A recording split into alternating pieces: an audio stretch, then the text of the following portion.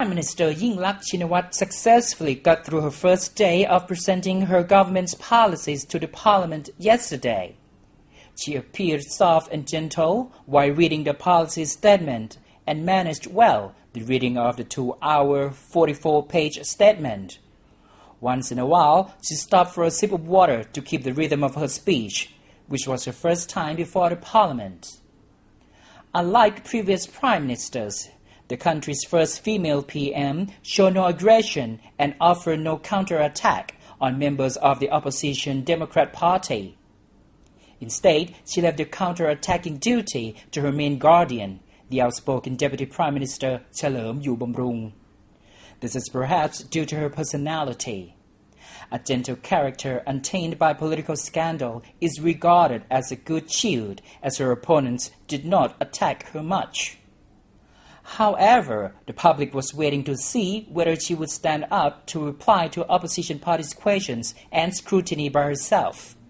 And she finally did react, although giving only a brief statement on 2 issues, with some saying her replies were almost nothing. A political novice who is described by her brother, the fugitive ex-premier Thaksin Shinawatra, as his clone. Yingluck has many things in common with her brother. But one thing is completely different. Yingluck does not speak as much as her brother. This is sometimes a good qualification for a prime minister, but at others, the public will want to know about her thoughts or ideas in detail. Since the premier took office, she has been criticized for failing to give the media clear answers, instead seeming to avoid answering questions. She always replies to reporters, but with a brief, non-committal answer that tends to stop the press in its track and means they do not know how to seek further answers. Most of her replies have been along the lines of, everything goes in line with the prescribed procedures, let the involved people or agencies answer the questions or give the details, it involves details, we need to look into it, or let us hear it in the parliament. So, don't expect a harsh comment from the premier. This is perhaps another good qualification for a country's leader.